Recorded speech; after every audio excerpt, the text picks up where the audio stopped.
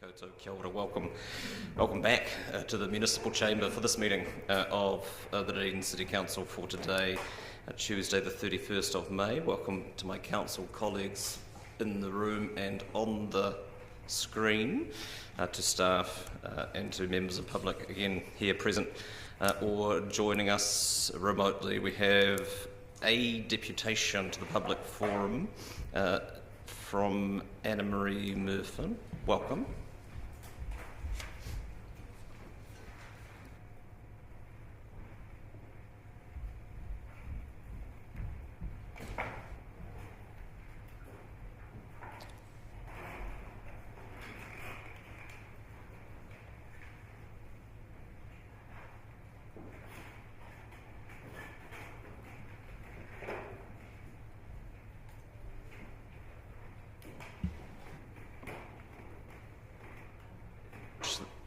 The microphone button on this thing.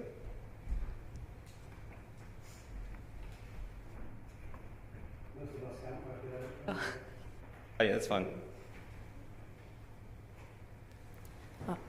Tēnā koutou katoa, ko Anna-Marie toku ikua, he Pākehā te tangata no Otiputi ahau. E mihi ana ki ka toho nihi o Otiputi o noho nei au. E mihi ana ki te mana whenua, a waitaha me ka te mamoi me kai tahu. Ka mihi ki koutou katoa. Thank you for having me to speak today. I wanted to do so because I've recently become aware of an issue that's of concern to me and that I wanted to raise, which is the use of glyphosate and glyphosate-based herbicides in the city. Seems like a very formal situation to introduce myself and the issue, but I suppose having recently learnt about it, this is just an opportunity for me to share what I've learnt. I feel a responsibility to do so, to raise consciousness, and hopefully this will continue in further conversation and action going forward.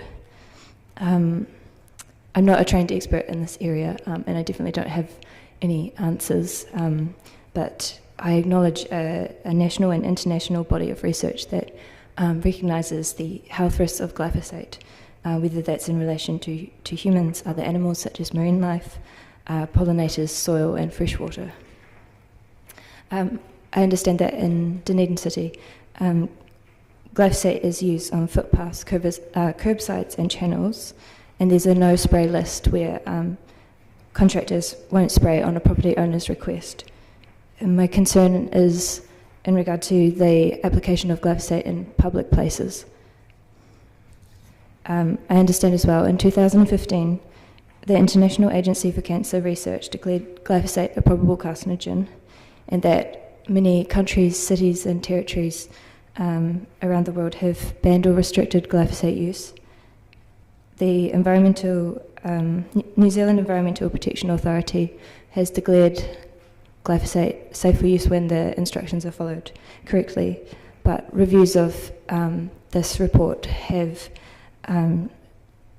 concerns that it was not necessarily scientifically robust, as it was over-reliant on industry data, and there's not been a formal risk assessment of glyphosate, so the long-term or cumulative effects aren't necessarily known. A recent 2021 report by the Physicians and Scientists for Global Responsibility points towards various issues with glyphosate, including herbicide resistance, inadequate risk assessment, toxicity of full formulation mixtures, over-reliance on industry data, and cost analyses that don't factor in cost to ecosystem services, the cost to papa tūnuku or the mauri of freshwater. A variety of research has pointed towards the toxicity of glyphosate and glyphosate-based herbicides to humans, pollinators, aquatic life, soil, microbiota and water health. I understand that in 2016, Christchurch City Council reduced the glyphosate use as much as possible in populated areas. Alternatives can include steam-based methods, mechanical methods, fatty acid-based herbicides, or a mixture of techniques, as in or totahi, depending on the site. So my suggestion or my hope is that these alternatives may be investigated over time, and I'm happy to follow up with this by sharing more of the research that I've done, and I'm eager to take this forward collaboratively. I think it's what might seem like quite a niche issue is kind of an opportunity for maybe rethinking some kind of relationships within the urban environment, and to prioritise this issue to support zero waste circular economies and adopt the precautionary principle. I think there are plenty of positive opportunities in moving away from glyphosate use. So thank you for hearing this perspective, and thank you for your time. All right, Anne-Marie, you happy to take questions? Yeah. Councillor Walker. Whoops. Yeah, thanks, Anne-Marie. I did warn you that walk is really intimidating, didn't I? Gosh, I was reminding Anne-Marie how intimidating that was for me 20 years ago. So just to be clear, on what you're asking us to do is potentially twofold, is to look at alternatives, stroke potentially not use this in the future. Yeah, that's correct. Okay. And you started off by saying that you came here because you'd learnt about it. Can you just explain how? Is it something you've been studying, or? Yeah, so I suppose it was really just a friend that had mentioned it. I hadn't heard of it before. I know that there's kind of been action or conversation around it since about 2015-16, but somehow I hadn't heard about it. It was literally just a conversation, and then I just started reading a lot. So I just want to share what I've read. Okay, and just final question. Have you, prior to coming here, and if you haven't, maybe something you could do, have you actually tried to liaise with the staff on the operational side in terms of asking the question from the department using it? Not at this stage. Okay, thank you. Councillor O'Malley. Thank you, Bishop. Thank you, Anne-Marie, for your presentation. You aren't actually the first person to come with this presentation to the council, and I guess the Christchurch example is a good example of a large city trying to do what they can with it. So, and we're in an awkward situation where all I can do is ask you questions. Would you like, potentially as a forward step for Dunedin, given that you're not the only person who's come here with this question, that we say, let's start, a good starting point where we look at how Christchurch rolled out its program and where it had successes and failures, because I believe it tried to go to a certain point and then came back because it couldn't achieve some of the outcomes without using them, but it did go to a new place. Would that be a good starting point potentially? Yeah, I think so. I think looking at the Christchurch City Council, what they've done, as you say, what was working, what wasn't working, and their kind of reports as well in terms of the different cost analyses, seeing as that work's already been done, and that would save a whole lot of time and effort having to investigate that. Councillor Gary.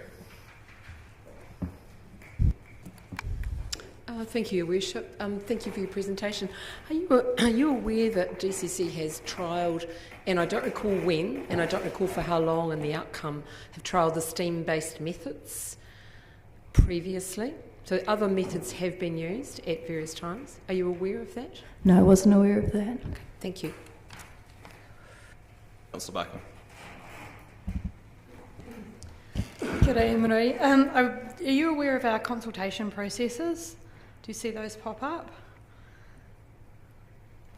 What do you mean, sorry? So we have a consultation process where various things come up for consultation. I'm asking particularly as the Dunedin Botanic Garden Plan will be coming up shortly, and that might be a way in which you could give feedback to that plan about what sprays they use there as well. Okay, that's a good idea, thank you. Right, Anne-Marie, thank you for your presentation and for your time this morning. Appreciate it.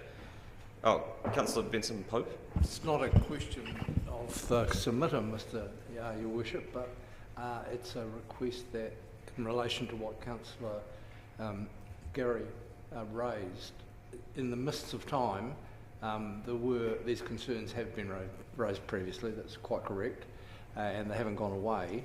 And the city didn't just try steam; it tried fire, and God knows what else. And I just think in the report that will come as a result of the submission about what options are available to us, can we actually find out why those methods failed to... A report won't come as a result of this submission, though. I'd we'll refer be that... asking at Infrastructure Services in due course. Well, or the Planning and Environment Committee, depending on where you want to send it. But certainly that work can be done and can be circulated to the submitter in due course. Thank you for again.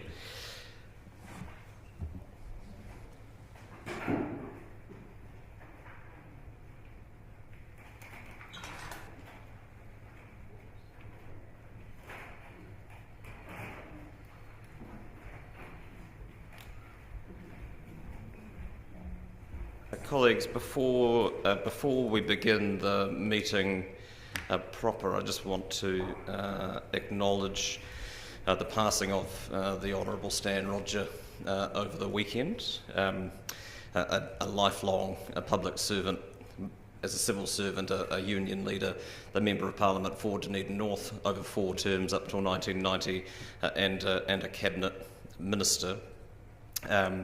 And we are all quite rightly proud of the Otago Polytechnic, its campus, and the work that institution has done, and certainly Stan played a significant role in that development way back when, that we are now so justly proud. More recently, our paths crossed in our respective roles at Age Concern Otago, Stan being the patron and myself being the President. He has served previously on the executive board of that organisation, and in our many lengthy conversations, it was always obvious that he cared very deeply about this city, about its people, and about its future, and he will be sadly missed. Our thoughts with Anne and his whānau at this difficult time.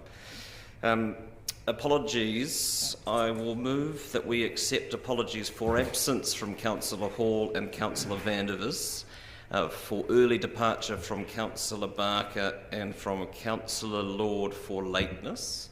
Seconded Councillor Staines. Thank you. All those in favour? Aye. Those against?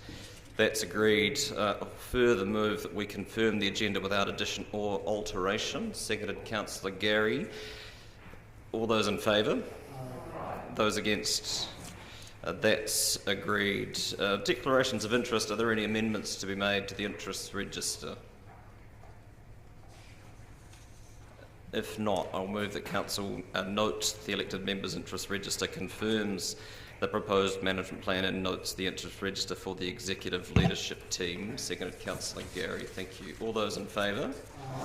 Those against? That's agreed. Confirmation of minutes. I'll move that Council confirm the public part of the minutes of the ordinary Council meeting held on the 27th of April, and further confirm the minutes of the ordinary Council annual plan meeting held on the 23rd of May as correct records. Seconded Councillor Gary. All those in favour? Those against? That's agreed.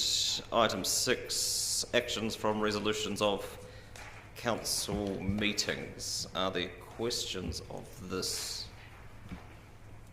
There appear to be none. I'll move that Council notes the open and completed actions from resolutions of Council meetings as attached. Seconded Councillor Staines. All those in favour? Aye. Those against? That's agreed. Item 7, the forward work programme. Councillor Barker. Thank you, Rish. I have 2 questions. On page 52, I just wanted to check the date that the Dunedin City Holdings annual report were due. It says December, however legally they have 3 months within the end of their financial year, and I was wondering if that should be October, November. In the last 2 years the dates have been changed because of COVID, and this doesn't appear to have been changed. Just check and get Mr Logie to answer that. So the time frame is focusing through to November for the CCOs.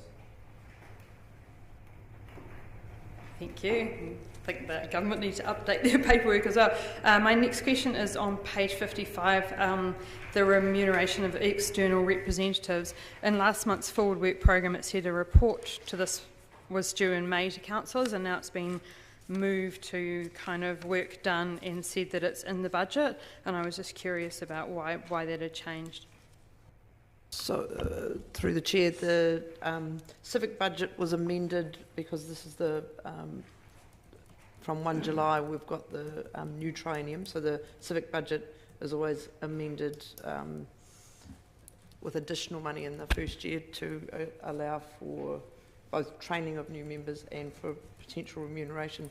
But the policy work will be done once we know the structure of the committees. So there's a budget placeholder has been allowed, but depending on what committees we have, we will do the work because it depends entirely on. So this is just for external representation on Yeah, council committees, Indeed. not external representation in the bigger sphere. No, there's not a uniformity in how external representatives are remunerated on our committees. And so the policy will attempt to provide clarity, if not unanimity. Councillor Gary. Thank you, Worship. On page 49, it talks about the review of standing orders, and there's a time frame for that. And obviously there's involvement of LGNZ there, but when it comes to the review of Code of Conduct, I wondered if there's any clarity about whether it's likely to fall in this triennium or next triennium, and I guess that's a question for the Chief. Or is that unknown? We're working on I'm on the working party for LGNZ's review of standing orders, and so depending on where that lands, the Code of Conduct will follow. I do know that they are working through redrafting a Code of Conduct at the moment, but I can't say where it will land. Thank you. Councillor Walker. Thank you, Your Worship. My question's also around standing orders, so probably a question to the CEO. And the suggestion in the paper is that nationally changes have been made, but am I right in assuming that still there's the opportunity for those orders for us to be nuanced in a way that allows for our local appetite for what we want? Through the Chair, that's correct. Because I was able to be on the panel that was looking to review the national standard, I did feed back the various suggestions that this council had following our review of standing orders. And so depending on where it lands, I think we'll have a better base document, and then we can look at what Dunedin specific things we might like to include. Councillor Reddick. Yes. Page 50. Now there's the triennial agreement, and agreement must be reached no later than the end of March, but I see our papers come, where our report will come in January, February, so likely February. My question is simply, are there any issues or outstanding issues that need to be considered by members prior to or during this year? No, we have an existing triennial agreement that was adopted by this council, I would say maybe a couple of months after the start of the triennium. And so this is just highlighting to councillors that is now something that needs to be considered as part of their next triennium. I have a question on page 55, and it's useful to have the schedule of bylaws and policies that have requirement to review. I think I know what that means. There's no dates, because the requirement is often 5 years after it was most recently reviewed. Is that something that would be helpful to include here, or is it something that perhaps better sits in the relevant standing committee and their forward work program? But policies have to be signed off by council. I think, as we've referenced, both the action resolutions and the forward work program have been in place for about 2 years now, and we're looking to refine it, and I'll feed that comment back about where we put the bylaw reviews, where they best sit. Yeah, I don't mind where they go. I just think it would be useful to know in the same way it's useful to know when they're due. I get staff have a schedule, but I appreciate that having visibility from the governing body will be important. No further questions. I'll move that council notes the updated forward work program as attached. Seconded, Councillor Staines. Thank you. All those in favour? Aye. Those against? That's agreed. Item 8, submission on the National Adaptation Plan. Ms Weekaida and Ms Graham will be responding to questions in stereo, or are you going to move? Okay.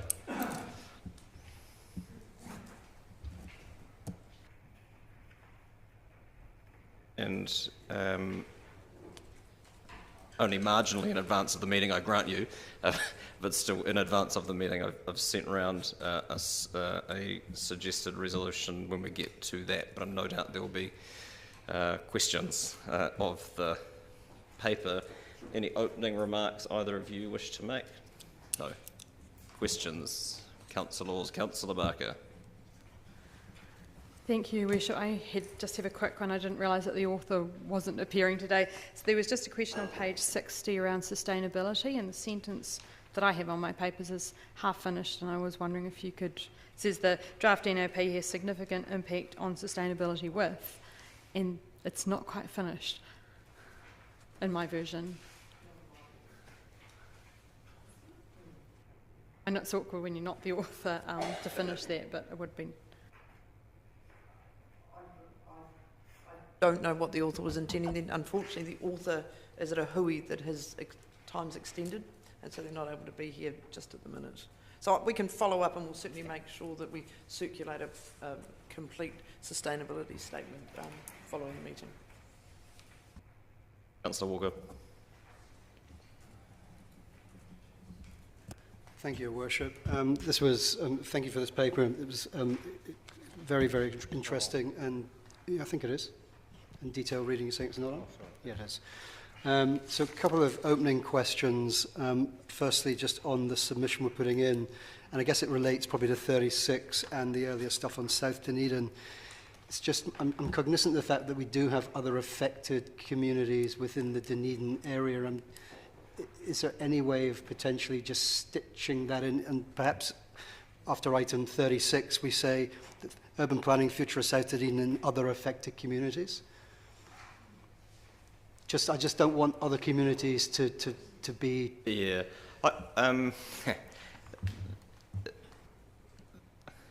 As I'm sure you're all aware, we can make the submission, say whatever we like, but I'm just trying to, from a process point of view, there is a delegation in the recommendations for the Chief Executive to be able to make minor editorial changes, and in my opinion, that would count as a minor editorial change. So I'm just... But it would be helpful if someone was noting those down to be done, and where there is a more substantial direction, we'll deal with it through the more formal. Very happy with that. So my second question, and it might be to Ms. Wikaira, is around number 26, and excuse my pronunciation if it's not right, the Raora framework. And again, forgive me, because I read this right through this and couldn't find reference to it actually anywhere in there. So could you just give me a brief, and I did go online and look it up, and it was very helpful. Can you just give me just a really brief appraisal of what that framework is? It's a framework that incorporates Te Ao Māori values and concepts around climate change. And it's a sort of a standalone framework that they refer to. I'm surprised it's not in there. Page 127, I think. So. Thank you, because I read it, then went back and just couldn't find it. So thank you, that's really helpful. So I'm happy to go back and read that. And that's it for now. I've got some questions there. Thank you. Councillor Wiley. Thank you. Good morning. On page 139, it talks about the case study. Wellington uses its digital twin to present climate adaptation. Do we have anything like that happening in Dunedin as well?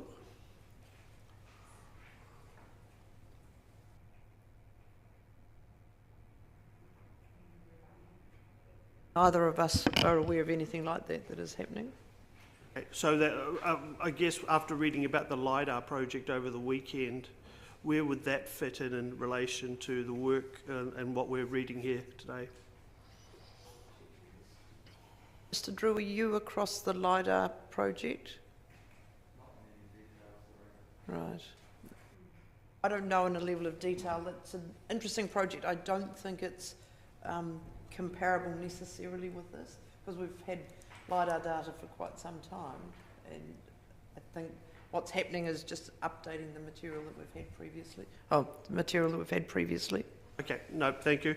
I just noticed when we are reading through all this, and there's quite a bit to be read, and the submission that we've made, there's no mention of also including the university and other government agencies to assist for better outcomes.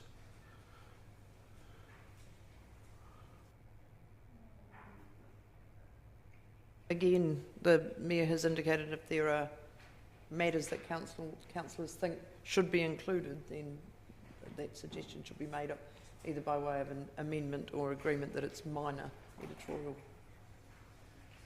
And when speaking to it, or would you like me to, or would you like to incorporate something to that There's effect? no rush. There's also no. There's not a deep list of questions to follow you, which may not buy you as much time as you would like. But have a think about where you think it might most appropriately sit in the submission, Councillor. I don't think it's particularly. I don't think it's substantive, but that will depend on where you want it to go, and we can deal with that in due course. Are there other questions? Councillor Elder is buying you some time. Oh, I'll have to ask lots of questions It's then. not compulsory. Okay. I just have 3 questions, and they actually relate to this changing landscape of local government, and they are how do we embed local government's input into should the Three Waters reform process, happen? How do we embed local government's input into this adaptation plan with Three Waters? Conveniently, at a higher level, one of the clauses in my amendment speaks to the ongoing role for local government and iwi Māori in the development, implementation and monitoring of the adaptation plan. So, in my view, that would cover those sorts of concerns. Yes. So, and that would cover the RMA reform. It would cover all of the 43 actions that are listed. Oh, well, that's good, because I think that's really important in the changing landscape. Do you have any further questions, Councillor? Is that not so? Are there further questions? There appear to be none. Councillor Barker. Thank you, Worship, and I guess this is for you relating to LGNZ. Are you aware if LGNZ is putting a submission on behalf of all councils? Because there's a lot of work here on, or mention of local government. Yes, they are submitting on this. I haven't had a chance to read their submission, but I'm happy to circulate that when that's been finalised. Certainly, Councillor Raddick. Is it appropriate to ask about this amendment, or the additions? So I'd like to ask a question of you, really. Oh well, we can deal with that in debate. That's fine. So I'll speak to the amendment, and then if you've got questions, you can raise that in speaking to it, and I'll respond. And sure. And fine. Thank you. In due course, Councillor Walker. It's quite hard to ask. I have lots of questions, but I mean, this is such a detailed and complex paper that it's hard actually to frame them, and so I'll try and frame something. So we're clear here. This is the start of a very long, ongoing process. Correct. Correct. Yeah. And from what I'm reading, the modus operandi of our submission at the moment to me seems twofold. It's a concern of probably of most TAs is funding, and uncertainty about equitable transition. So would that be fair from my reading of it? Yes, that would be fair with the amendments as drafted, because I think that that is needed if the equitable transition is to be strengthened in the submission. Just again to make it clear for me and for others who may be panicking about a one chance to save the world, this will be one of many, many similar things related to emissions and climate coming before us as guided by national policy statements via us. That's our understanding. Okay, I can breathe a bit more happily for a wee while. Thank you. Yeah, the legislation, I mean, the around the Climate Change Adaptation Act, we'll see probably early in the new year, and that has significant bearing on this, obviously, but the proposal, as it's currently set out, is that these will be done on a 6-yearly basis, and the risk assessments will be done staggered on a 6-yearly basis to inform those updates. This is absolutely an iterative process. Councillor Wiley, have you resolved your... Yes, actually I have. After paragraph 23, just a slight edit to basically, because thinking of South Dunedin and the work that's been going on there is including something to the effect of including GNS Science, Otago University departments and student research groups and organisation and groups engaged in understanding the South Dunedin landscape. So something to the effect of saying, groups like that should be involved around the country. Yeah, that's fine. And just in that, where it's just listing those correct relevant parties, I'm entirely comfortable with that as an editorial change, given that pretty much that reflects the current situation as it is here. So that's fine. And we will circulate the redrafted paper for people to make sure that those things are captured that have been raised as minor editorial changes. Are there any further questions? No. I'll give it just a moment. Thank you.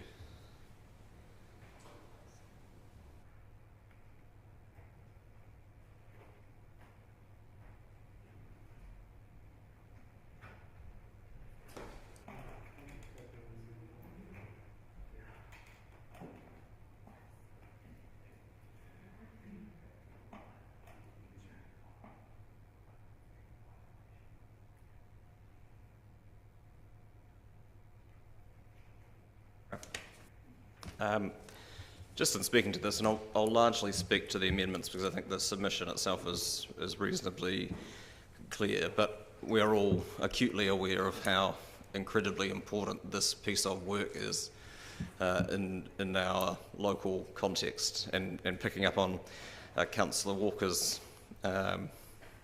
point, it is understandable that the focus is on the South Dunedin Future Programme when we're looking at things like climate adaptation, but we have they are far from the only low-lying residential population in the district, and we need to take a wider view of that and not forget those other communities albeit of lower density, but even those residents living further above sea level won't be immune from the effects of a changing climate, whether that comes through winds or droughts or heavy rain or otherwise. We can't kid ourselves that if you're living up on the hill that you are going to be somehow protected from this. There's a degree of uncertainty, and it again speaks to some of the sequencing of the legislative agenda, and that it's hard to know without knowing where the Climate Change Adaptation Act is going to land and the resource management reform work is going to land. It's hard to know how directive we would need the National Adaptation Plan to be. And I look forward to that discussion further on. There are 43 actions, it says, in the draft National Adaptation Plan, and it doesn't look like an action list really. It's more of a work program looking at, in many cases, figuring out baselines and doing a stock take of various bits and pieces that have been done or need to be done in order to inform what the actions might be that would subsequently come out of that. And so I think there is a need for greater urgency to deal with that, to deliver on the actions that are set out here, so that we can get to a point sooner rather than later of talking about what we might do about it. And I think there's a risk too in that we're not alone as a territorial authority, having been doing some of this work on the ground here, and ideally we would do that with the support of the wider legislative environment, but at the moment, in many cases, local government is ahead of the government's reform program, and we need them to accelerate that work in order to better align those things. There are questions aplenty about where the costs should fall, and as always, we're in a circular firing squad situation where it's easy for everyone to point at everyone else and say that they should be the ones that should be carrying the can for this, when the reality is that we will all have to put our hand up to help support this work. Central government, local government, the private sector, individuals, and so on.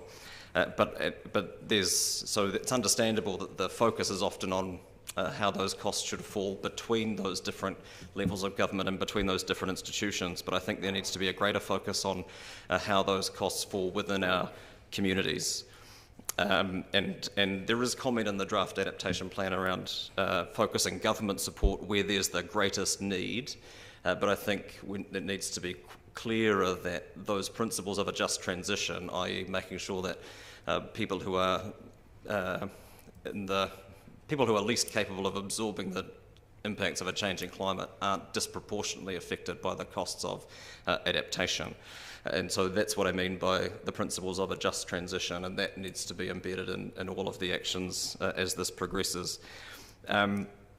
There's the appendix on roles and responsibilities is interesting. There's a lot for local government to do, slightly less for central government to do, and a cynic might suggest that this is an exercise in government trying to mitigate its fiscal exposure, because there will be significant work required up and down the motu in addressing that, and it's hard to engage in those sorts of conversations without sounding like a broken record when the other conversations around what is the future for local government haven't landed yet, and hopefully this National Adaptation Plan will give some direction to the review panel in trying to focus that work.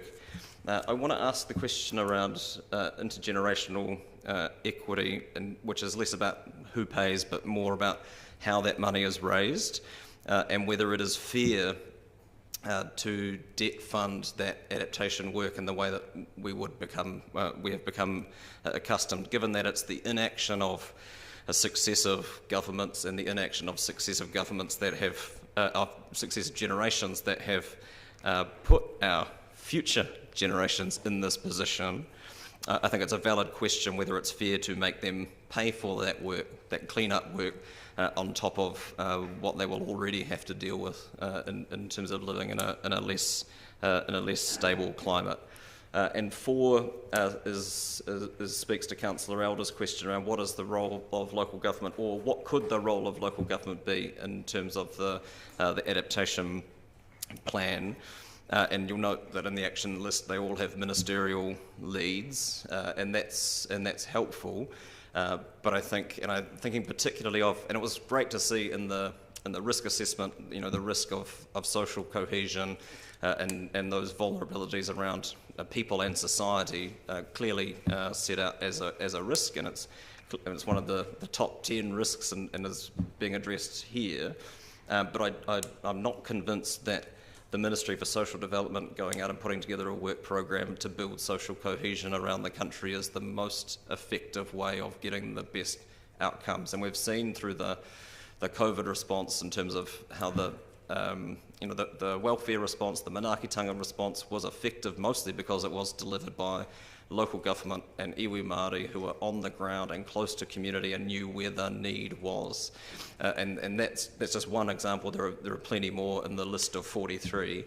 And so I think for this to be as effective and as successful as we need it to be, there needs to be a clear and ongoing role for local government and iwi Māori in the design, implementation and monitoring of the effectiveness of the actions as the work progresses. Otherwise, thanks to the staff and to colleagues for navigating what is it's a dense piece of work, and some of it is reasonably high level. It's, as with all these things, long overdue, but sitting alongside the Emissions Reduction Plan and the Climate Change Adaptation Act, we will hopefully soon have a legislative framework that enables us to make good on the ambitions and aspirations that we have for our city and for our community.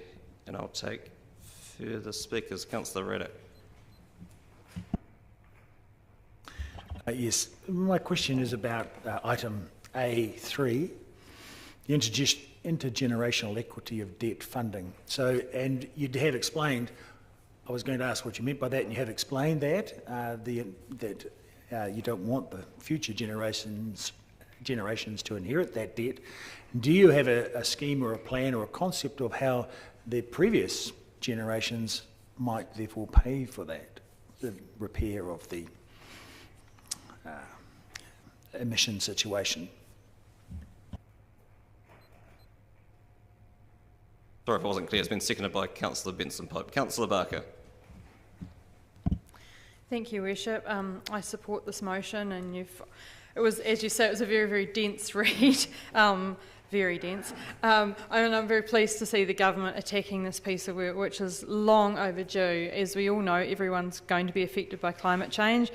I was looking at Facebook memories this morning, and it had a picture of my daughter playing in the snow, and then we walk out into this very warm day.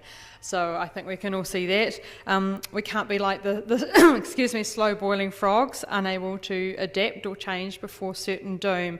So it's great to see a more helicopter view taken of this, to make sensible decisions about what we're going to do to look after our communities. And the reason I asked about whether LGNZ was submitting is that local government is being given more and more and more work to do, especially in this document, while the future for local government is very much of concern. So we don't know how much local is going to be in local government in the future. We do need that framework from central government which allows for that information sharing, legislative context, budgetary concerns, infrastructure overlay and planning to be addressed with some form of certainty.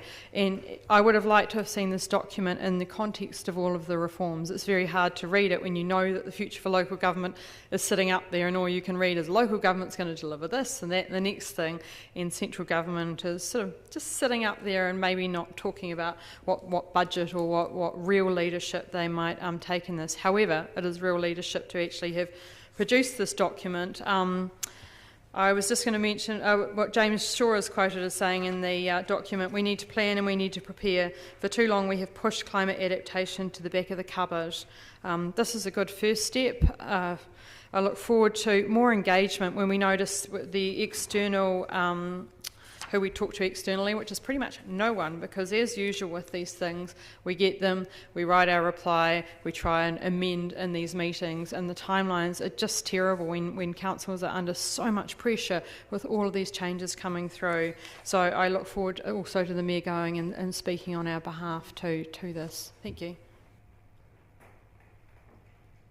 Thank you. The draft submission says may wish to speak. It's going to be a minor editorial change. Yeah, don't panic.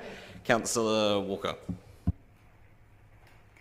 Yeah, I'll speak briefly to this, because I'll speak in more detail to this substantive motion. Thank you for the amendments. I agree on all of them. Councillor, this is the substantive this is it. motion. Oh, great. So I'll thank you for the reminder. And it's certainly not question time, as I think Councillor Raddick may have thought. Yeah, so thank you. Your Worship, I'd actually like to bring up that as a point of order of respect in the chamber. That's fine, Councillor. I withdraw it. It's unhelpful. Yeah, and apologies, and I withdraw it. Thank you. Yeah, so thank you for this amendment, and I particularly like, so my eyesight here is so bad, but part 2, A2, in terms of the principles of the just transition. And I think it's really important for all of us to remember that, I mean, history shows us that when crisis strikes, the burdens of that are always disproportionately borne by the most vulnerable. And let's not forget that the rich will not catch climate change in the same way the rich don't catch famine. So I think that's a really important element of this as we move forward. I have my doubts, as even embedding it will reap the sort of outcomes I want, but repeating it and making sure it is embedded in everything we do is extremely important. I think the paper points out, and I'll probably get the figures wrong here, over the last 10 years, in terms of the financial impacts of climate change, I think it was 120 million was paid out in insurance to households because of floods, and I think in terms of, I think it was agricultural loss because of drought I think it was above 700 million. So above and beyond the human costs, there's obviously there's financial costs here, and for us individually, it's about our homes, our places, importantly again for us around this table, our infrastructure, communities, economies, and of course I've alluded to the financial systems. I think to make sure we can continue our focus where it is business as usual for us council to view council through a Maori responsiveness lens, and I think I asked that question earlier around the RAORA framework, is particularly important, and I'll go back and read that. I couldn't find it in my papers initially when I read through, but it's actually, now I see it's glaringly obvious. Because again, I think we have to be cognizant of the fact that a lot of our Manawhana in this city live close to the coast and live in vulnerable settings, and protection of their cultural wahitapu is going to be a hard question to guess, and I think those cultural spaces apply also to non-Maori actually. Managed retreat, whether we like it or not, that's going to be an extremely fraught process, and it's been fraught already in those areas of the world it's happened. And I think again, history shows us removing people from where they feel they belong, whatever the carrots and incentives, it's a fraught process, and how that's managed going forward is just not going to be easy. The NAP hopefully will try to cover off as best it can some of those eventualities. It's interesting in the paper to read, I think it was a case from the UK where the banking system works in a short term, I think it was up to 20 years, with insurance companies to make it legislated that vulnerable communities can get insurance for those transition periods, and I think that's something not only we'll have to do, but the rest of the world will have to do. And I think, this is, I'm sure I'm not the only one, this is really confusing stuff to me. And the people who've worked on this, I definitely have to be commended, and hopefully this eventually will morph into far more detailed policy work, which will be far more digestible, but also will have a significant effect on how we, our children, our grandchildren, live in Aotearoa. And I think for me, the only danger of us in Dunedin, New Zealand, and the world, in fact, at this juncture, is not getting on board and making this very important piece of work, make sure it's embedded into our long-term thinking, because not to do so is absolutely not an option. Thank you. Thank you, Councillor O'Malley. Your Worship, I support this submission. I support what the government is doing, but I'm conscious of a culture training idea, and it takes into account target shooting, which is not a good analogy in the modern world, but ready, aim, fire. And the idea is that you need to do these 3 steps in order to actually shoot for the target. And the cultural question is, are you doing that, or are you doing ready, aim, aim, aim? And one of the things that I would say, and I very much like that in His Worship's additions to this, the greater urgency for delivery of actions. This is a complex thing, and you can see it in the government's document, that there are a number of moving parts here, but it doesn't, and to put them all together before you act would actually mean there's going to be many years of inaction before there's any action. And I think that one of the things that I would like us to be considering as a council and sending that message back to government is there are some things which are obvious to act on now, and you should be acting on them now. We've got the future development strategy coming up. We should be making sure that in that strategy, as we develop it, we are looking into these things. with our hazard zones work and other such stuff, recognition of the fact that it is happening and not waiting necessarily to act, but making sure that what we are doing, asking the question every time, does it require a big plan to act now, or would this be something you would probably do even when the plan is put in place? And then putting that on a hierarchy of decision-making processes. I also am a little, they say you aren't born cynical, life just makes you that way.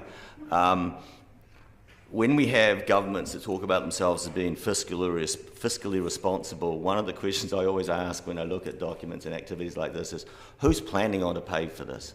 And is this just going to get pushed on to communities, or is the government, what is the role of the government here? And there's one quite interesting here. They're talking about managing dry risk year and looking at Lake Onslow. Now, I would argue that you have Lake Onslow already in the Southern Lakes Hydro Scheme. And in the old days, that scheme used to store the water behind the back and not run it down the Waitaki River because it was storing it there. But now we have two electricity generating companies operating under the market model, and one doesn't speak to the other, and now Lake Avonmore Hydro Dam spills water, and it never did once under the old Soviet system.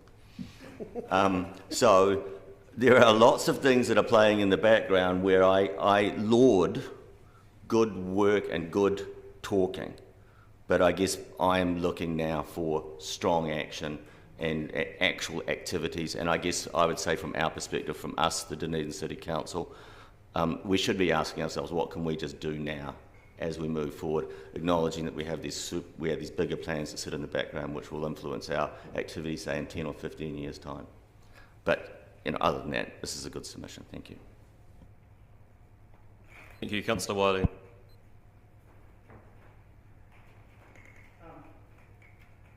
Thank you. It's actually quite good to follow Councillor O'Malley on this topic, because I agree with him. It is going to be time.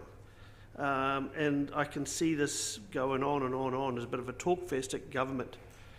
And I think the key that we also have to consider as they're trying to work through this work is you've got local government reform, you've got RMA reform coming as well.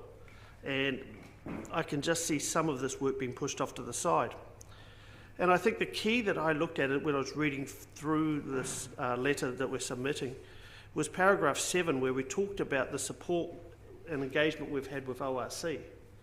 And I actually think we've actually got an area here where we can make very good run on the board with this, with the Mayor presenting this in person, and actually saying, you know what, invest in our council, invest in our city, and let us lead some of this work.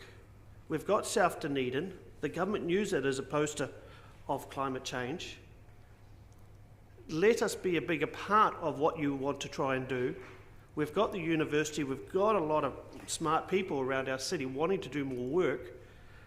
We've got Marion community engagement already on board. And I think there's a big part of where I can see this taking years and years and years, where if the government says, look, actually we've got a community here that is ready to put their hand up and can be a big part of this, and let's actually see if we can incubate it, see how it works, why we go through all the talk fests to get to where we want to go. And when I think of an issue at Tidewater Drive out at Harwood, I think of Brighton, I think of many of our other coastal communities and even some inland communities. We have an area here where I would implore the Mayor, take lots of photos with you. Share them with the people when you're presenting. Let them show that we're real to be standing here and actually invest in us now. Let's get early runs on the board, and actually we'll show you how good this can work, because otherwise, time will run out. So, thank you. Thank you. Councillor Houlihan, welcome. Thank you.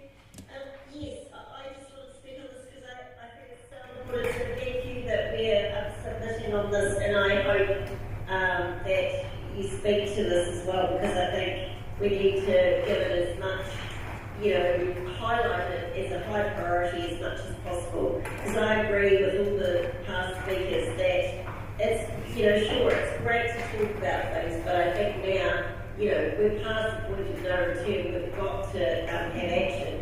And it's really important around climate change that there are some people trying to deny it, but I mean, they're false, in my opinion, because it's an evidence-based thing. Scientists have proven that, climate change is a major issue. Now, look at all the effects listed in this report for us all around the world, but particularly for Dunedin, and it's highlighted in here, is South Dunedin, our coastal areas like the erosion at St. Clair Beach, and if you drive along, Brighton, all those areas are coastal. Any other areas as well in our city, we've got a lot of coastal areas. All of those could be affected. So I certainly think, and particularly for the South Dunedin area, there's an urgency to this. And I also see, though, an opportunity here, and maybe this could be mentioned in the amendment or even a letter followed up to say that, look, South Dunedin has been used as the other said, as an example of a large area that needs work and has major issues with low-lying, people who are lying in low-lying areas. It's extremely exposed to climate change. Why don't we use this, as Councillor Wiley said, around using our university, our skills, science abilities, and GNS, for example, have been doing a lot of work, so is OIC, some of our staff. If the government came in with us, and we could provide, world-leading information and technology that other places around the world could look to us for knowledge and information, and it could actually become quite a hub, because in the future, every country and city around the world is going to be looking for solutions. And if we're ahead and have come up with some great innovative ideas for South Dunedin, they could look to us for some of those answers, and that could actually generate a business. And it could be, we could be a knowledge centre for climate change. So that's some of my thoughts here. Thank you. Thank you. Councillor Gary. Thank you, Your Worship. And I support wholeheartedly the amendment and the submission. And I particularly want to turn to that while this is a very high-level document, it's helpful to remember how this affects people on the ground. And this isn't at some time in the future. So if we think of our outlying coastal areas in Dunedin, imagine if you are on a low income, you're renting, you're having to truck in your water and more of it because it's a drought, it's dry, and you need more and it's expensive, and it's just gone up in price. Petrol is a higher cost at the moment. You don't have a reliable public transport system. Occasionally when there's an ever-increasing climate events, the road is flooded, and your mana whenua. You're hit at every part of your life, and that is happening now to people in our communities. So it isn't at some time in the future, and I appreciate that I believe my colleagues around this table do understand that it is here and now and does affect our communities, not just South Dunedin, that is an obvious one, but Aura Moana, back bays on the peninsula, Harwood, the coastal communities like Wakawaiti, and so forth. And it is having a large effect on those communities now, and it is scary. We are looking to government for leadership, and we all know that in government, both central and local government, these things take time, and that is the frustration really, because we're late already. And I really appreciate Your Worship including the greater urgency, because I do think there is a willingness around this table, but it is going to be hard. Change is hard, and we all have different thresholds for that. So we've got to step up and do our part. We're already doing that to some degree. And I do find it ironic when I think of, I was at a karakia this morning for the next part of the Peninsula Connection, and I think of, and I know I keep harking back to this, but we've been proactive in that regard, and we've had support from Waka Kotahi, but there's some parts of that development that we're struggling to get Waka Kotahi funding for. How ironic is that? And that will be borne out in other areas as well. We have to be the strongest advocate for our community, and I do believe in these amendments we are. And we have to be a strong voice for the community. So the urgency and the commitment to acting on what needs to be done.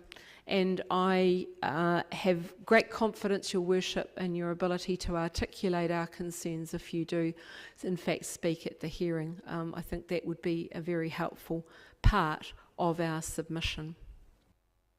Thank you, Councillor. Councillor Elder. I just want to quote James Shaw's little piece. So as the image of tomorrow becomes clearer and more certain, a purely reactive approach to climate impacts becomes ever less credible. Instead, we need to plan and we need to prepare. For too long, we have pushed climate adaptation to the back of the cupboard. Now it is time for a real step change in our approach, because the sooner we start, the more effective our efforts will be. And I look at this adaptation plan and I welcome this adaptation plan. At central government level, we need this to happen. And in fact, I believe it's late in coming to the table here.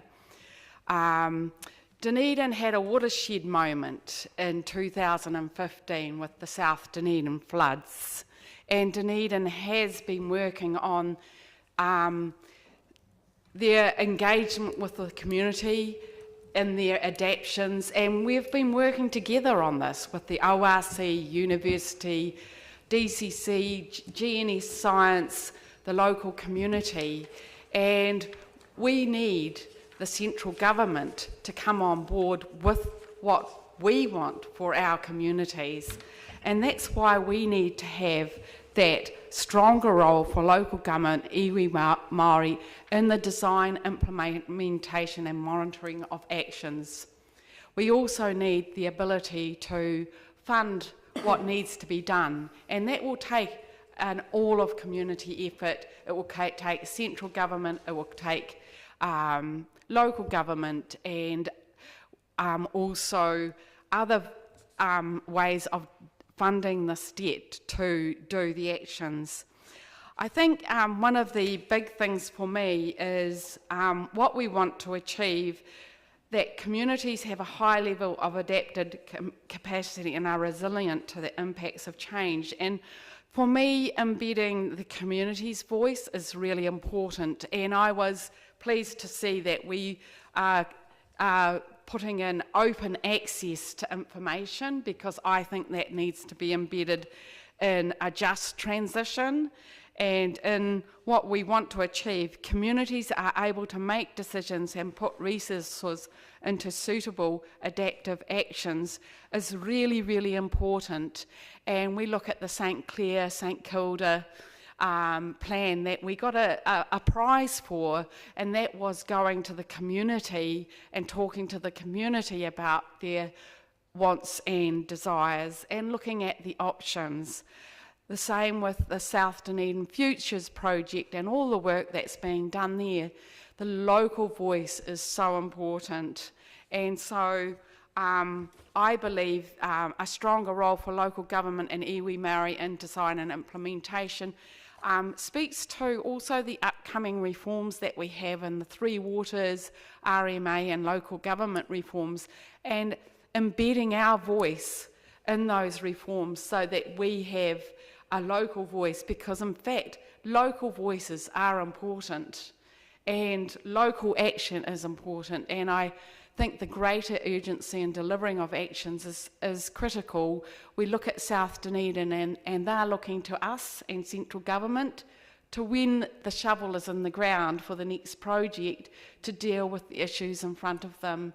And so I really endorse this. I think it messages central government our desires, and I'm pleased to see that the adaptive pathways process means that this can be reviewed on an ongoing basis, because in fact adaptive pathways are just that, we have to adapt and respond on an ongoing and an iterative basis to deal with the issues ahead of us. So it's not just my problem, it's not just your problem, it's the whole of New Zealand's problem, and we have to deal with it together.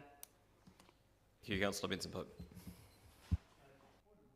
Point of order. What's the point of order, Councillor? The point of order is misrepresentation. When I asked my earlier question, in question time, you pushed it off until later, until this was on the, till your amendments. Councillor, what has been misrepresented? You've misrepresented my intention, and I intended to ask a question, and now you're using that to cut me out of having partaking in this debate. No, Councillor, I was quite clear in the process. I said you could raise questions in speaking to the motion, and then I would address them in my right of reply. Well, as is the customary way of handling these issues in debate. But you have spoken. It's not a point of order, and I'm not going to uphold it. Well, Councillor Benson. I think it is. Thank you, Your Worship, and thank you for the extra focus that your amendment, now the motion, provides. I've been attempting in the last couple of minutes to forward to colleagues a Guardian investigation that was published on the 11th of this month. I've so far had no success with the technology. I will try again shortly. But this investigation is the most extraordinary revelation about the ongoing plans of the big oil companies and the potentially catastrophic effect to carbon in the world's atmosphere that they would initiate. So it's not just New Zealand's problem, people, but I am heartened by the urgency that I hear around the comments to date so far. And I must say it's also nice to have a discussion like this, if nice is probably not the right word, but it's an improvement to have a discussion like this in the context of a dwindling number of climate change deniers, both in our own organisation and, more importantly, in the community. You know, the boundaries and the horizons are certainly shifting, and there's no doubt that a report like this shows that government's intention is very much real. This report's been described as dense. That may be true, but it's certainly comprehensive. And I think one of the most important parts of it is that it indicates the reach of the efforts that are being taken to address multiple issues across multiple sectors. And if you had any doubt about that, you don't have to go past the list of the actors that are in the table to do whatever it is on whichever part of the strategy. So I don't think the community has much doubt about the effects of what we have done to our immediate and global environment. I am appalled at what I read that I will send to you shortly. But I think the addition of added focus to what is already a very comprehensive set of difficult targets to achieve from government, but nonetheless an entirely appropriate recognition of the enormous magnitude of the challenge that faces all of us, and a demonstration of the good sense of the ambitious targets that we've committed to and continue to work to. Thank you. Councillor Lofisel. Tēnā koe, Your Worship. I'd just like to extend my thanks to the mover and especially for strengthening this resolution. I also want to record my thanks to the Mana Houtu and her team, and I think it's refreshing to have staff who are from those communities who have been socially excluded for generations to be writing submissions. And forgive me for my garbledness, I suppose. I was just listening to the debate, which is positive and awesome. I'm just thinking of so many things. I'm thinking back to our COVID response and how people asked us not to make funding contestable. I'm thinking of the fact that we have on one hand the South Dunedin Futures project, but then we have a delay in the building of the South Dunedin Library and Complex. So I guess, and then I think of way back when we were first participating in workshops about Smooth Hill, I naively asked, but why do we need a new landfill?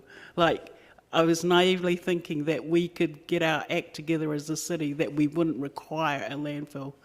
I've subsequently learned that takes, well, I don't know. We're in the middle of that battle, but... And then I read in the Star, over 40% of the stuff in the landfill is food waste. So I'm just thinking, yes, things take time to change, but we, I think, as a organisation that says we're about change or that we're about supporting this, we have to be consistent as an organisation and practical and really, really listen to the people who don't often have a voice and say, these are our needs, because there's a connection.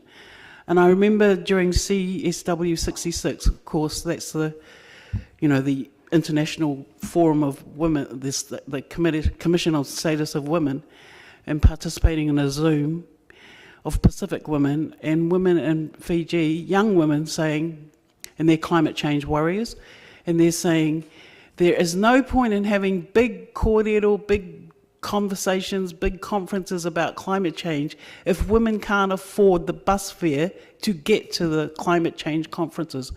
So, aroha mai,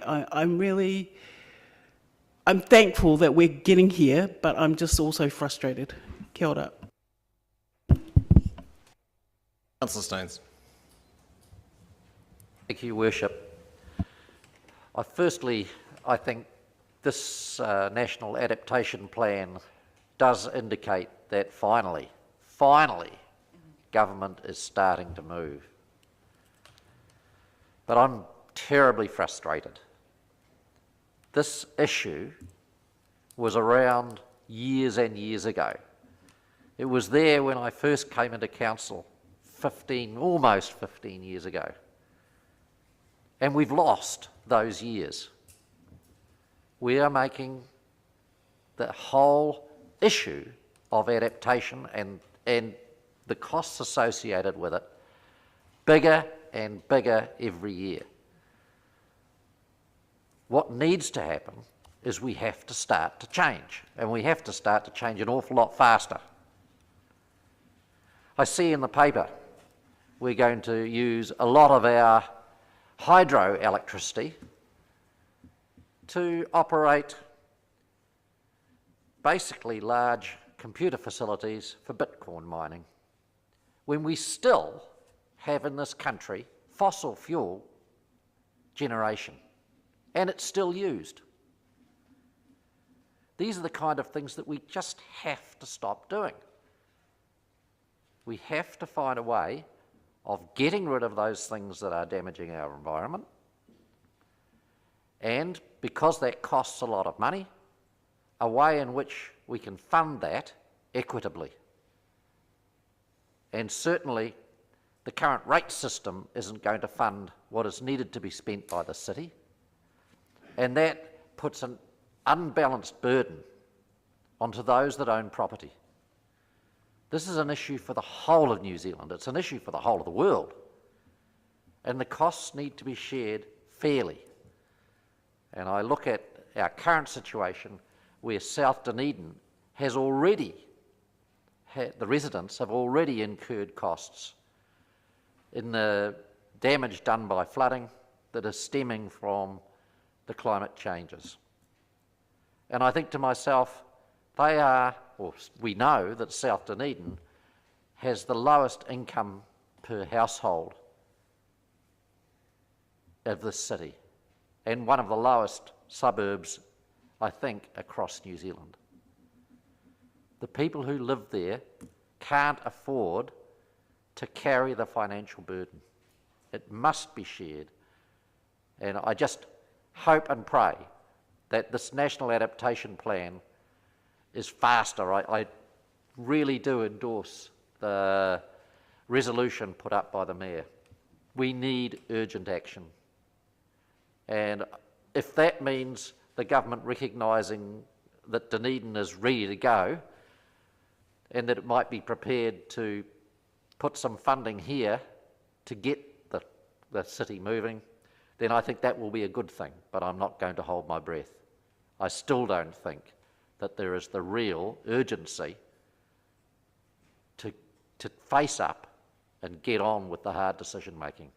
We're still writing words. Thank you, Councillor. Just in response to a few things, I would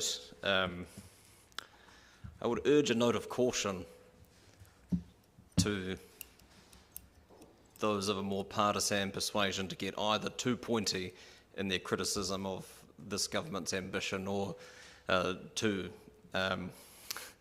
enthusiastic about this government's level of ambition, because, as I pointed out in moving this, it is the inertia of successive governments and generations that have led us to the point where we are now expressing our collective frustration at the point that we're only at this stage, despite knowing for decades that this is something that we have needed to do.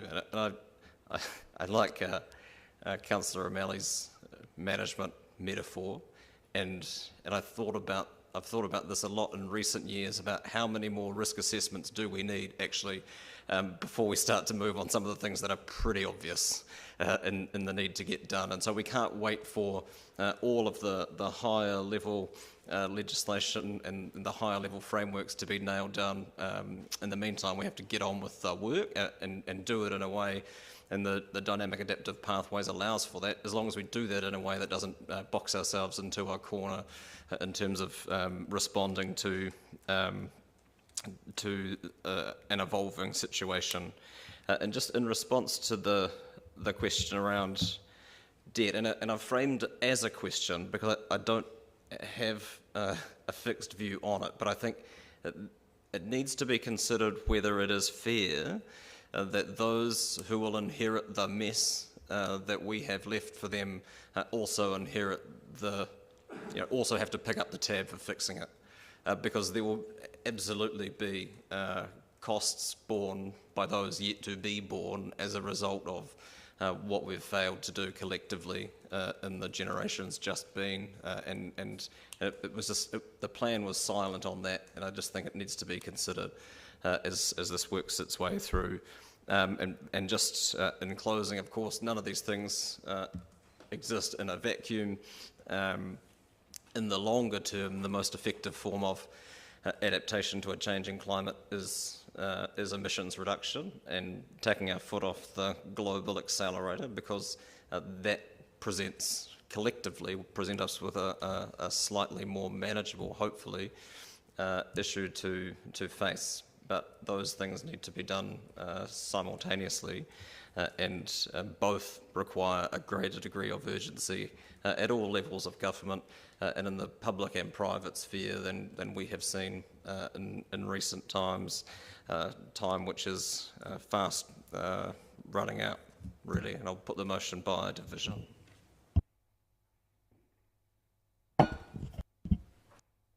Councillor Barker.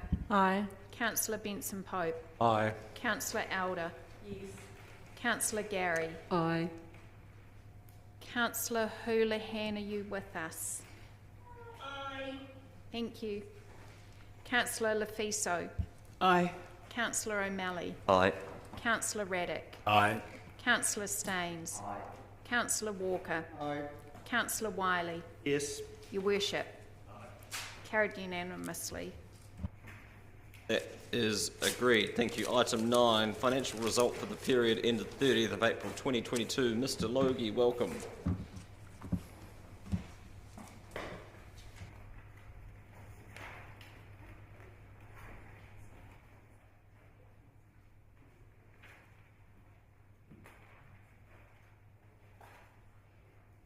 Any opening remarks from you? Probably just as always, useful to refer to page 257, where we have the three graphs and then the metrics in relation to the borrowing. Just pleasing to note that our cash flow continues to track relatively similar to last year, and obviously the capital expenditure, which we've talked about a number of times, tracking at that sort of very close to budget, sitting at $110 million. Obviously, there's some differences between the various groups that we've talked about in terms of setting the annual plan for next year. But happy to take questions. Thank you. Councillor Barker. Thank you, Worship. I have a question on page 267, and it's just talking about the property capital expenditure, and some of the work is behind budget or has additional work due to asbestos, and I wonder, are we planning for asbestos in all of the work that we do, adding that into the budget forecasting? Certainly it's a consideration, and as we've developed the budget going forward for next year and subsequent, we are aware of it. It's not necessarily always just asbestos, it's finding asbestos and then having to manage the removal of either windows, for example, in the Civic Centre, where there's not asbestos everywhere, but because we found some asbestos, we have to be careful about how we remove those windows. So a lot of the cost for that particular project is actually just in relation to how we're doing the project rather than getting rid of asbestos, if that makes sense. Councillor Reddick.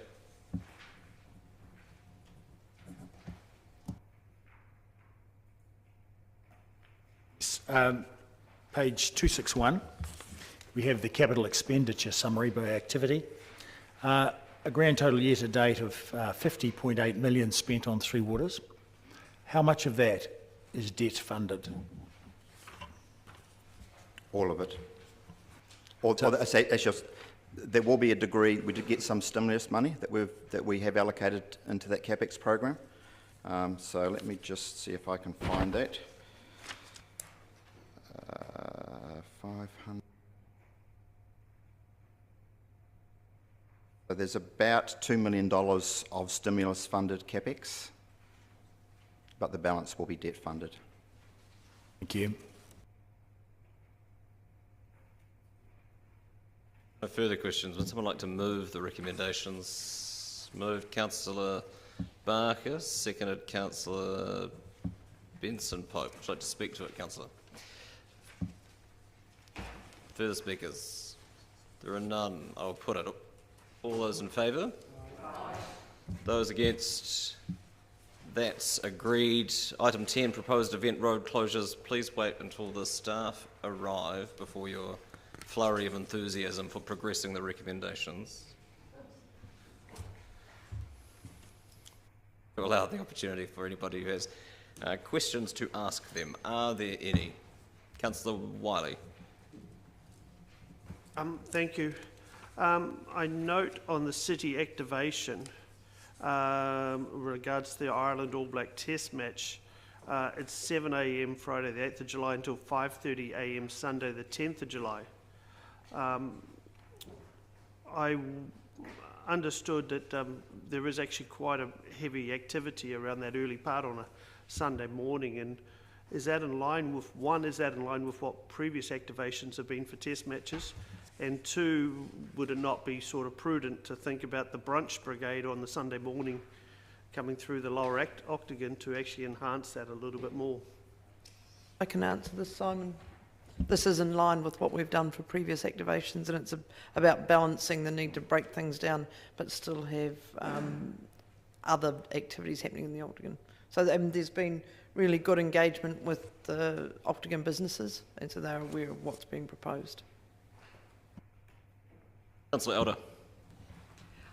Just a question regarding these road closures. Is there any plans around those road closures for people with mobility and access issues to be able to get closer to those events within the plans. It will all be part of the activation where it's possible.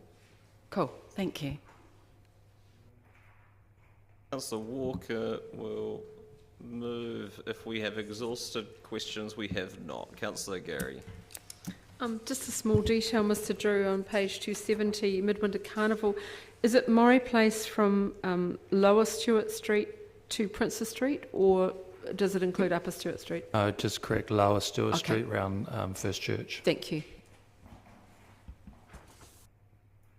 Been moved and seconded by Councillor Staines. Thank you. Would you like to speak to it, Councillor Walker? Just very briefly, thank you for the paper, and I mean it's obvious to all of us that the economic, social and cultural benefits that accrue from these sort of events are very valuable to the city. Councillor Gary. Yes, and I just want to speak to the point raised by Councillor Elder around access for those with limited mobility, and that when we've activated the Octagon on previous occasions, this has been an issue, and I do hope that we've progressed a little bit along the way with that, because we did have feedback that was difficult for some of our community. So I look forward to that being improved, but also look forward to the vibrancy that this will give our city in these activations and road closures. Further speakers? Put the motion. Your right of reply, Councillor. I'll put the motion. All those in favour? Those against? That is agreed. Items 11 through 13 deal with matters that have been debated in committee as Part B items, which is probably the first time we have done this. So it might be helpful, Ms Graham, if you want to cover off that procedurally. So, councillors, the three items relate to three separate matters where the committee considering them didn't have the delegation to make the decision for various reasons. And so this paper simply puts those recommendations from the committee before council for confirmation. We try not to do that. We generally have committees make decisions, but timing meant that these items needed to go to committees in case they had budget implications, and in the case of the ORC submission, to meet the deadline. Thank you. Questions of? Thank you. We'll deal with them one at a. We'll try and deal with them one at a time, but that's helpful. Thank you. Are there questions of process? No. Item 11 is the Finance and Council Controlled Organisations Committee item. It's been moved by Councillor Wiley. Is there a seconder? Councillor Barker. Would you like to speak to it, Councillor Wiley? Further speakers? I'll put it. All those in favour? Those against? That is agreed. Item 12, the Infrastructure Services Committee, item for council approval. Moved Councillor Wiley, seconded Councillor Raddick. You're availing yourself of your opportunity to speak. Anybody else? No. I'll put the motion. All those in favour? Those against? That is agreed. And finally, the retrospective approval of the Otago Regional Council annual plan consultation. Councillor Benson Piper's going to move it. Yeah, seconded Councillor Elder. Would you like to speak to it? Councillor O'Malley. Your Worship, it is to all three, and it really is just the comment really that committees can be a good place to discuss these things, even though they formally have to make the decision here, and I encourage the CEO to avail the committees when it comes to these things in the future. Thank you. Councillor Gary. Thank you, Your Worship, and I thank you for taking the time to speak to this with the ORC. And I just note what became obvious to me following the submission, which wasn't obvious at the time, was that There are other areas where we need some very close collaboration with ORC, including rabbits, which is proving to be very frustrating. So I just note that and thank you for the time you took to speak to our submission. Thank you. Councillor Elder.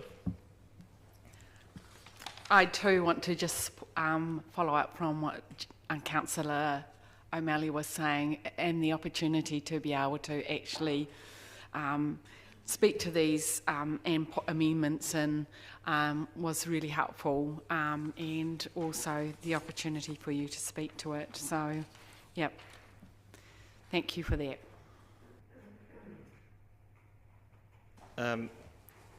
Thank you.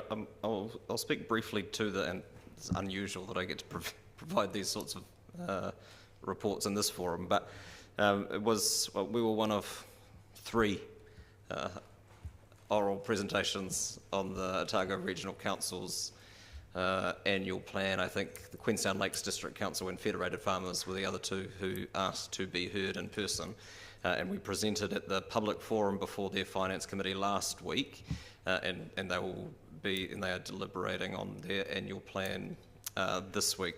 And certainly I made the point, as Councillor Gary has referred to, that where there are areas of common interest, and there are plenty between the 2 authorities, we absolutely have a better chance of success when we are working together on them.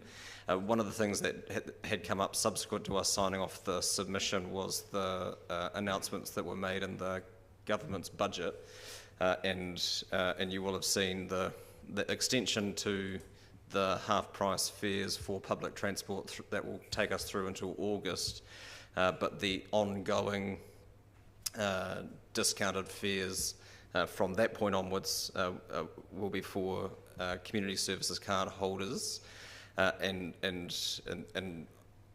that's to be applauded, but it does put us in a perverse situation here in Dunedin where it will soon be cheaper for an adult with a community services card to use the bus than a child, because the adult concession rate is $1 per trip and the children's fare is $1.20 per trip, and that seems unhelpful. And we did raise we raised that issue obviously in our original submissions around the flat fare scheme, which I think has been successful.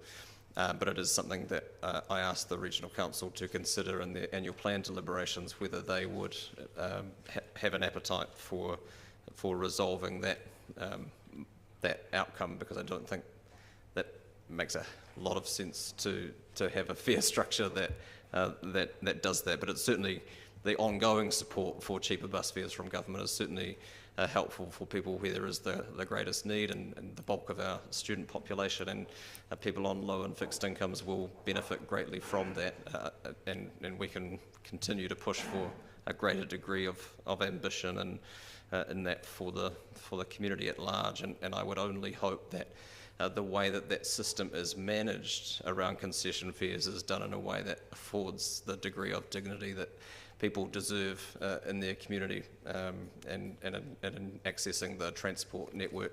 And it's unclear how that will work. But I'm mindful that I'm straying well off topic of our submission to the Otago Regional Council's annual plan, so I will stop there. Councillor Benson-Pope, your right of reply. I'll put the motion. All those in favour? Those against? That's agreed. I'll move now that we, for the reasons outlined on the order paper, exclude the public from the meeting and adjourn the meeting in order for said members of the public to leave. Seconded, Councillor Staines. All those in favour? Those against? That's agreed. We'll take 10 minutes now, or 5 minutes now, in order for that to happen.